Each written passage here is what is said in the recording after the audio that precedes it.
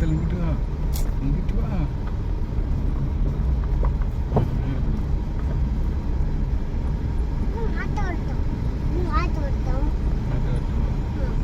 Auto அங்கே வருது, இங்கே வருது.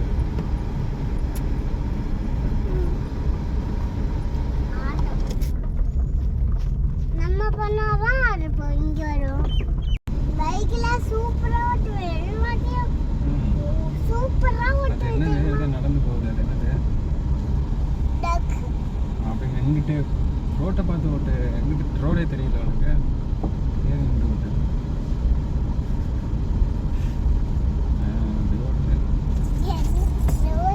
சூப்பராக ஓட்டுதுப்பா.